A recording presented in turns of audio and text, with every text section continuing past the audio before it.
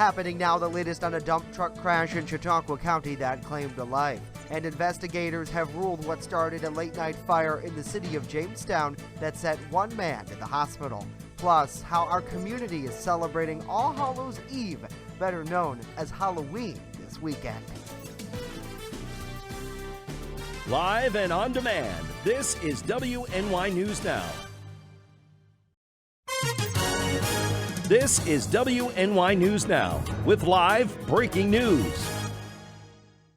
House Speaker Nancy Pelosi's husband, Paul Pelosi, was attacked today. Police sources say the male attacker used a hammer. Thank you for joining us for WNY News Now. I'm Justin Gould, and we start with breaking news. This attack happened early Friday morning at their home in San Francisco. The Democratic Speaker's office said Mr. Pelosi, who is 82 years old, is expected to make a full recovery. A spokesman for the Speaker said the attacker is in custody and a motive is being investigated. Nancy Pelosi was in Washington, D.C. at the time. U.S. Capitol Police say they're assisting with the FBI and San Francisco police in this joint investigation. The White House saying that President Biden spoke to the Speaker after the attack and is praying for her family. Locally, Congressman Joe Sempolenski said the lawless violence is wrong and, quote, just like the recent attack on Congressman Zeldin, violence must be condemned. The Pelosis have been married for nearly 60 years. They have 5 children. An 83-year-old man drowned after crashing his dump truck into a pond in Chautauqua County. This accident happened in the 3900 block of Waterman Road in the town of Stockton on Thursday evening. The Chautauqua County Sheriff's Office reporting that William Roslow was backing off of the roadway around a pond when he got too close to the bank and then tipped into the water. The Sinclairville resident was trapped under the water before first responders arrived. Deputies said 2 neighbors in the area heard the accident. They were able to get Roswell out of the vehicle. He was taken to Brooks Memorial Hospital in Dunkirk for treatment, but later died as a result of the crash. At the time, the truck was reportedly hauling gravel. It took crews several hours to remove the dump truck from the pond. And one person was injured during a residential fire in the city of Jamestown. The Jamestown Fire Department responded to 216 West 7th Street around 8:30 on Thursday night. Crews found the second story of the apartment fully engulfed in flames. At least one man suffered burns, according to Fire Battalion Chief Sean Schilling, who says the victim was taken to UPMC Chautauqua Hospital. The extent of his condition was unknown as of our broadcast.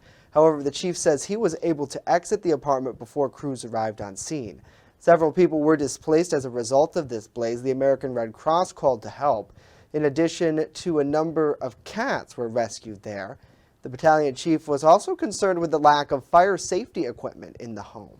I personally did not hear smoke detectors sounding when I arrived here during this fire tonight.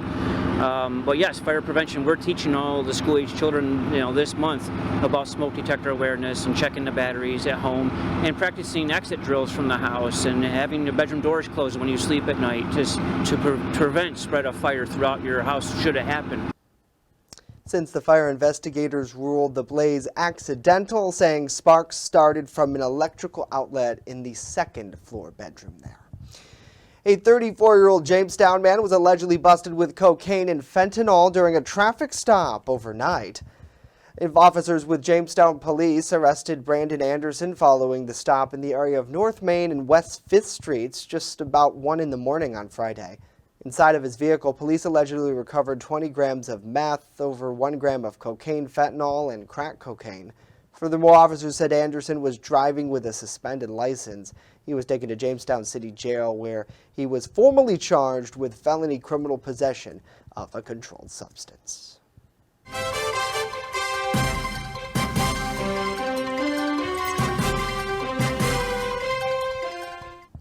Well, early voting begins Saturday in New York State. Specifically here in Chautauqua County, our local Board of Elections office is getting ready to open 4 sites where you can cast your ballot. Julia Gress has more. There's a lot of things that need to come together. We need to get all the equipment where we're in these 3 or 4 sites, 3 sites that are off center and 1 of course in Mayville. You got to make sure that the printers, the machines, all the equipment that goes with it is a poll site, and it happens to be a 9-day consecutive poll site. So you come in and you make sure that just like on election day, everything is set and ready to go for each of the voters here in Chautauqua County. Chautauqua County Board of Elections Commissioners Brian Abram and Luz Torres lead the charge to set up 4 early voting sites, including the poll at the Chautauqua Mall in Lakewood. We do a testing of our voting machines to make sure everything is good to go for election day and early voting. Though the elongated early voting period has been controversial, the commissioners believe it has allowed for a greater voter turnout overall. The extra time and the convenience, if you will, of not having it on one day. People will come to the mall and be shopping and then all of a sudden look over and say, oh, they're voting today. Oh, let's get that done. And so we get people who drift in, and especially here at the mall where you get traffic, foot traffic, so that's a good situation. This year, around 50% of voters are expected to turn out to cast their ballot. Being that it's the general election, everyone should come out and vote because everyone votes in the general election. So we're hoping that the more people come out and take advantage of early voting. Early votes count the same as an election day vote, despite some misinformation on the subject. The voting process from start to finish takes less than 10 minutes. Sample ballots are also available online and at all early voting locations. Early voters can visit the Chautauqua County Fairgrounds, the Chautauqua Mall, the Robert H. Jackson Center, and the Board of Elections office Saturday and Sunday from 9 a.m. to 5 p.m., Monday and Tuesday from 12 p.m. to 8 p.m., and Wednesday, Thursday, and Friday from 10 a.m. to 6 p.m., beginning on Saturday, October 29th. Julia Gress, WNY News Now. The Jamestown's Farmers Market will soon be working alongside our local school district to teach kids the importance of food. The market was awarded a $50,000 grant from the Farm to School Administration by the United States Department of Agriculture. This funding creates a tower garden and sustainable garden programs at some of the schools.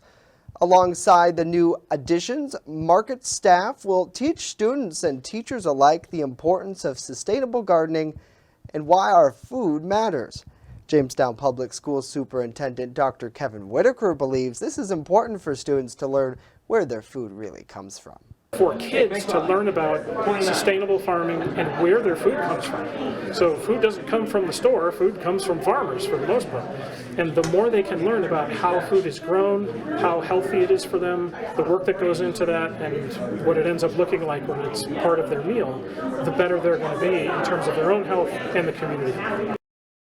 The funds will help the public market set up a tower garden at Bush Elementary and gardens at both Bush and Washington schools. Certainly, what a great thing for students to get connected with.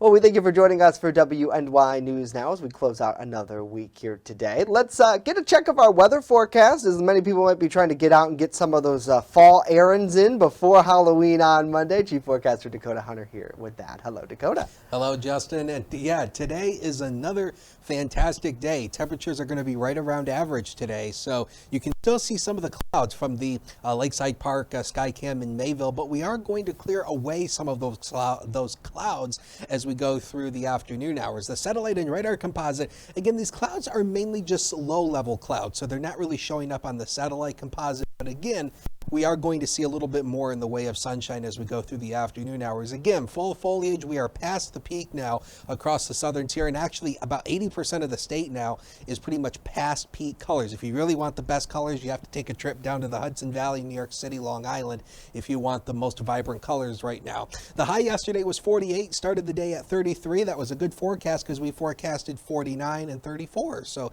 not a bad forecast there for yesterday. So the forecast for today goes like this: partly to mostly sunny, near seasonable temperatures, 51 to 59 with an overall light to southeast wind. Now, we do have some rain in the forecast for Halloween. We'll time it all out with the Ultimate Satellite Solutions 7-day forecast later on in the show. Justin. All right, Dakota, I'm sure a lot of kiddos and their families will want to know that. Thank you. As we continue the latest in a legal battle between the city of Jamestown and its DPW union. And later, our local election coverage continues with a look at pushback over an environmental ballot proposition here in New York. Stay with us. WNY News Now. We'll be right back.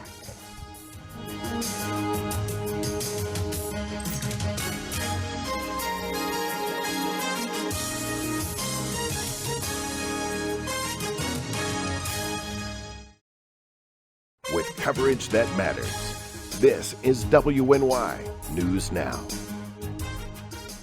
EagleZip.com is your local one-stop shop for all of your home and business computer needs. Located on Fluvan Avenue Extension, just outside of Jamestown, EagleZip.com sells and services all brands of desktops and laptops, as well as servers and network equipment for your business. All new computer sales include transferring your data from your old computer, plus a 2-year warranty. Call EagleZip.com today. Stop by EagleZip.com today and let us make computers easy for you.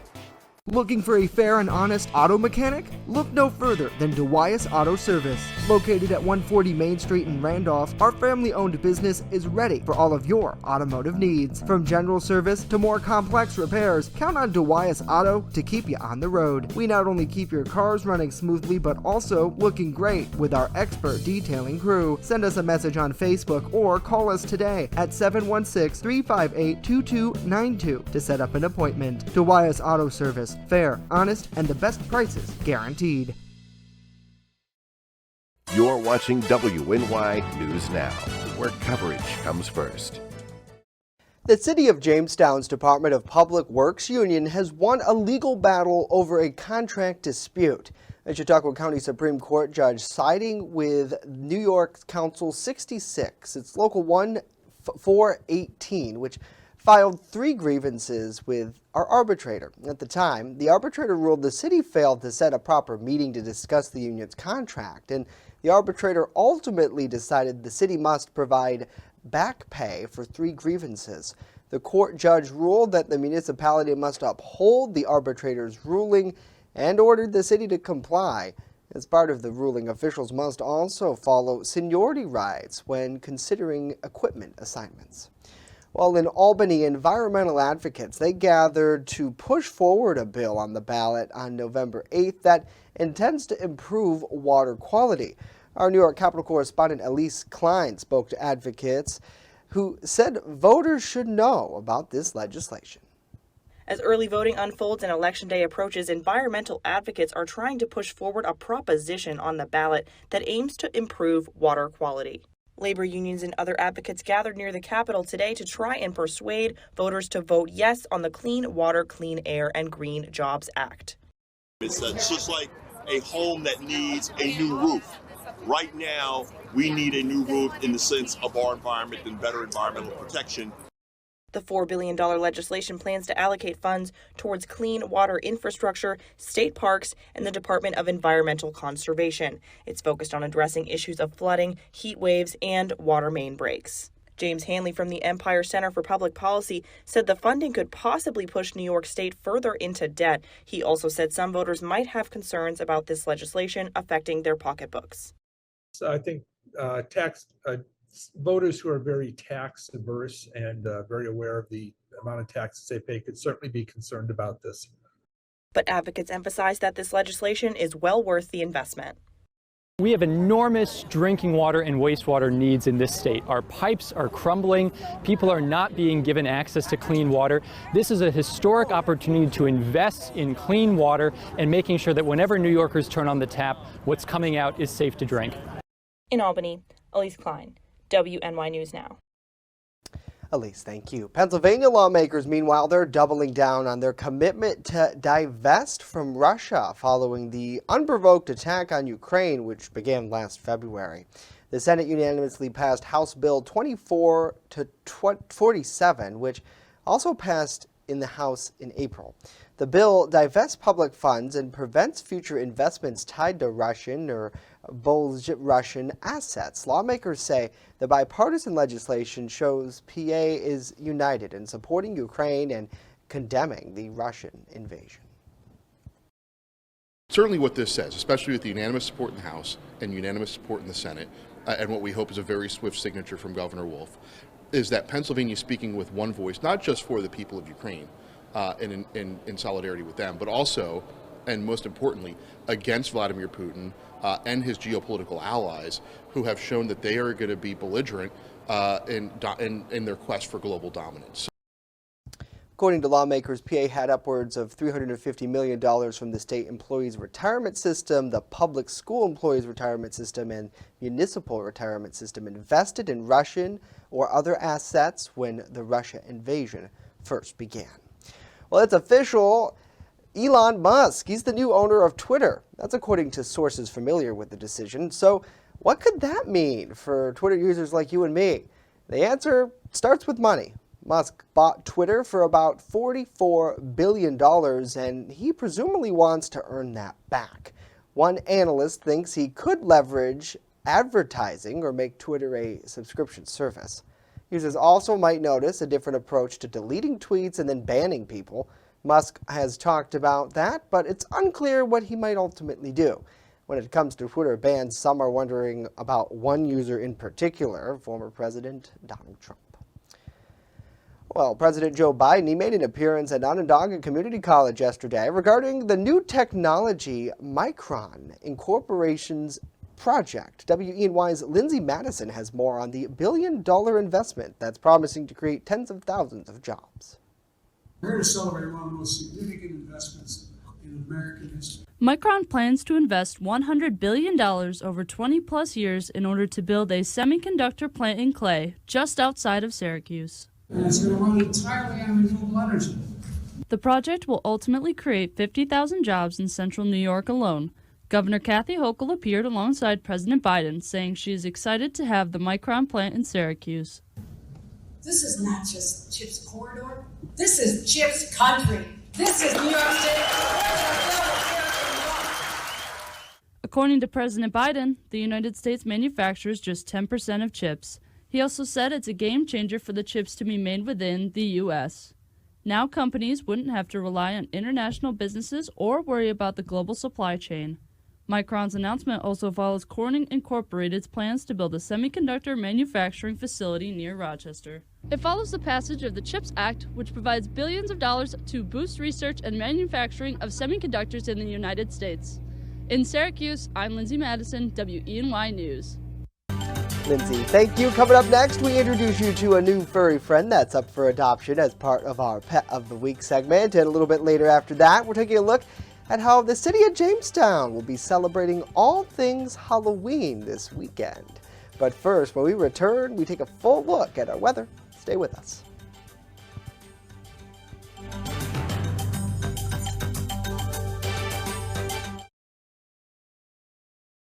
With coverage that matters, this is WNY News Now. Slow down, and move over. Move over. When you see signs, Lights, Vests. please give us some room. Slow down. slow down and move over. When you need help, It's our job To help you. to save you. despite the danger, This danger is real.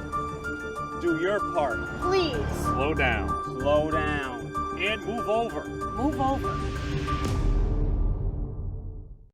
Walking from Jamestown to Orchard Park is a long trek, but when rallying for a good cause, anything is possible. Starting on November 11th, I'm walking over 60 miles to the Buffalo Bills Stadium, raising money for two great causes, Harrison's Playmakers and foster care in Chautauqua County. Learn more about my journey and to donate at ccsolutions716.com. When severe weather breaks, one team has you covered, tracking the storms as they happen. Catch your First Defense forecast daily on WNY News Now. Fast, accurate, and everyday. First Defense weather. Welcome back, everybody. Wanted to start off with a great sunrise picture from our own Justin Gold. Captured this in Wheaton Park in Randolph this morning. You can see the sun rising over the horizon there. So sunrises, sunsets, always magnificent. And our good friend Don always sends in some amazing pictures. You can see still some of the fall foliage color that are still left across the region. If you have any pictures or videos of the weather, Hunters WX on Twitter, the First Defense Weather page on Facebook, and use the hashtag MyLocalWX. Now, the National Weather Service in Buffalo is looking for a new cooperative observer to take over the site in Silver Creek. So if you live in Silver Creek and you want to help us take weather observations, obviously just get on the horn and give them a call, 716-565-0204, or email Dan Kelly at NOAA.gov. He is the project manager who manages the co-op stations. So if you live in Silver Creek and want to help us out, obviously get involved with co-op stations. It's a nice day downtown right now. As of noon hour, we are perched at 46 degrees with a south wind of 7, but the wind chill down to 42. So even with an overall light wind, it doesn't take much to produce a wind chill index. Now the Section 6 quarterfinal game is tonight at Strider Field. So if you already got your tickets to go, it's looking like this: 48 degrees at 7 o'clock at kickoff, 45 at halftime, 42 by the ninth quarter. So again, it will be chilly, but the clouds are going to be going away to clear sky. So overall, no weather hassles to contend with at Strider Field. The next thing we're keeping an eye on really is going to be warm air surging on in for early next week. You can see here, there it is. You can see here on the next 5 days here, we are going from 54 today, 63 tomorrow. We're going to stay right around 60 through early next week. So let's take you through the updated Halloween forecast. Again, not much change here. We are still expecting temperatures in the lower to mid 50s and ultimately with rain showers at times. So again, make sure that you have the umbrellas handy and try to incorporate it into the children's Halloween costumes as well. High pressure still in control of our weather right now, but we do have a weak boundary that is moving on through. But otherwise, after that boundary moves through, it's going to turn much better. So notice the clouds here on Future Scan. We'll still be dealing with some of those through the early evening. Then watch this as we go through the overnight hours. The clouds actually part, and we will be going mainly clear through the overnight hours tonight. And then by the time we head into Saturday, we are going to see more in the way of sunshine through the day on Saturday. So a much better day, and you can see there the clouds going away. And then ultimately, by the time we go into Sunday, we are going to keep it going with some good supply of sunshine. Now the next 7 days, powered by Ultimate Satellite Solutions. So a super day tomorrow, lots of sunshine, partly sunny on Sunday. So again, rain showers through the day on Halloween. So just keep that in mind. But temperatures just stay above average through late next week. All right, Dakota, thank you very much. Well, in an effort to help our furry friends find a forever home, we're partnered with the folks at the Chautauqua County Humane Society. Brian Papalea joins me today with two new furry friends. Thank you for coming in, Brian. Thank you, Justin. Please introduce us. You have Rosie, I have Anne. They are sisters, and they're about 2 years old, and they would like to go home together. Okay. Yeah, most of the time when it comes to the litters of kittens, it's not a big deal to split them up, but these two, they've been together for a while, and they definitely are needing to go together. If you're personality-wise, Rosie is kind of the defender. Okay. And Anne's like the one that'll hide under a blanket. Gotcha. But just in the last few minutes here, you can see she's really kind of come around and is feeling pretty good. Yeah, absolutely. And Rosie, just spending Dakota's weather segment with her. I mean, she's looking around. She seemed like she maybe wanted to jump for a second, but then when I held onto her, she did no resistance. Very sweet cats, both of them, and adopting them together is it just because they bonded so well? Is that one of the reasons? They just they rely on each other. Yeah, it would be technically we could split them up, but just in this case, it just feels better to have them go together. And, and if you don't have cats, cats are social animals, so it's sometimes maybe better to get two. Yeah. Absolutely. And I think Rosie wants to. Rosie, if we let you go, we may never see you again. We had that happen once. We did, yes. Snowball, funny. I think it was, right? Yeah. He disappeared, and that was a rat race. We have mice, too, at the Chautauqua County Humane Society. Up for adoption, like not just, mice, but these very cool mice. I see, not food for these. Yeah. Something I do want to point out, so we are going to have our Halloween event tomorrow at the Chautauqua Mall from noon to 3. And we are going to have, I think it's a neighborhood of like 15 or 16 adult cats there. Because we've been spotlighting the kittens a lot lately. And we needed to get the bigger guys some attention, or gals, sorry. And so we are going to do a half price on cat adoptions tomorrow during that event. Okay. It'll be $37.50 for their adoption fees. So stop up and they will be here. Anne and Rosie will be there at that event. So. Absolutely, and as we mentioned, they're both very chill, and in that sense, you think a family may be looking to get a cat, or even if it is one person, 2 cats versus 1 cat, is it extra work, do you think? Or It's funny because when you talk, I always keep account when we go and we talk to people at different events, and like I talked to a lady that had 15 cats. Oh wow! And she was, not when you picture something, somebody who might have 15 cats. It's like a real person that takes care of the cats. It's not like a cartoon character in The Simpsons or something. I figured she'd have like crazy hair and exactly. hair all over her That's body. why I wanted to break the stereotype a little bit if I could. And she's like, I'd like to get 17, and so I think once you get past a certain threshold, being 1, it just kind of.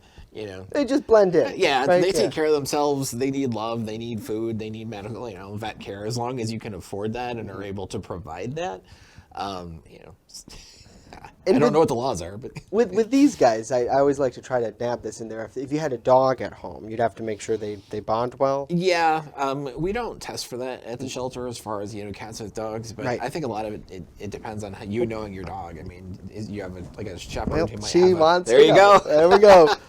Let the countdown begin. Can she escape? She's actually going to go, oh, you're going to stay over here? Come here. So these could do well with the dog, a lot of it, like I said, goes back to the dog. If you have a shepherd who has a higher prey drive or something like that, it's not going to work out. But if your dog, if the personality is going to fit, or a younger dog where they can be trained, Absolutely. Or if the cat has a hiding space, there's a lot of different things. Right. You need to have somewhere for them to be able to have their space and the dog not getting too. That's why we have adoption counselors, because they go through all kinds of information so we can make sure everybody's going to be happy and healthy and all that kind of stuff. And to learn more about either one of these kitties, come on, Rosie. She's more interested in the behind-the-scenes efforts of what we have. You could visit chqhumane.org. Well, coming up next, we're taking a look at how the city of Jamestown will be celebrating Halloween this weekend. Stay right there. There's an old saying, there's no news in the newsroom. Well, it's true. The time I spend at the anchor desk is just part of my day. Most of our time is spent gathering stories in the community, stories that matter to you. We can't do it alone, and we need your help. When you see breaking news or have a news tip we should know about, drop us a line on Facebook today, email our news desk, or call our newsroom at 488-7226 so we can bring those stories straight back to you. Walking from Jamestown to Orchard Park is a long trek, but when rallying for a good cause, anything is possible. I'm Patrick Smeraldo, and I need your help to get there. Starting on November 11th, I'm walking over 60 miles to the Buffalo Bills Stadium, raising money for 2 great causes: Harrison's Playmakers and foster care in Chautauqua County. Harrison's Playmakers is a non-profit launched by former Buffalo Bills defensive tackle Harrison Phillips to connect kids with disabilities in sports. Furthermore, donations for this 3-day hike will also benefit CASA of Chautauqua County and the Stone family, who are assisting local foster care children during National Adoption Month. Learn more about my journey and to donate at ccsolutions716.com.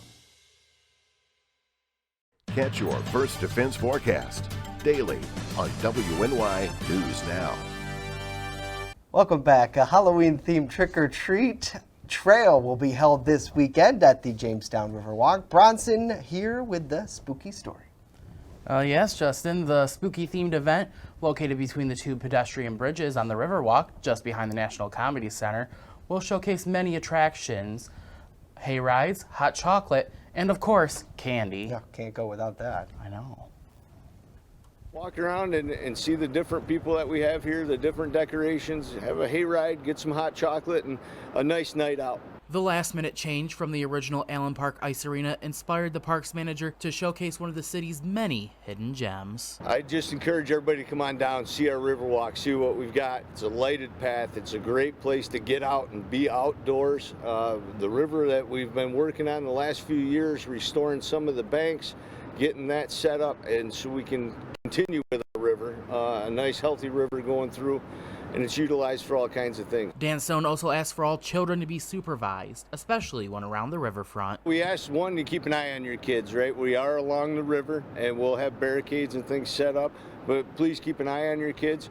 We'll have all kinds of candy. Of course, go through and inspect your candy for any allergies, things like that. In the end, Stone is excited to see the Riverwalk being used. So I encourage everybody to come on down and join us for our first ever Riverwalk Trick or Treat Trail, Saturday night from 5 to 7. Down, and again, to learn more about that, you can check out our website, WNYNewsNow.com. Well, that is it for us today. Of course, news continues 24/7 at WNYNewsNow.com and on our free mobile app. We'll leave you with this live look over Lakeside Park. Have a wonderful day. Now we need to find a cat. Yes, we do. He is missing.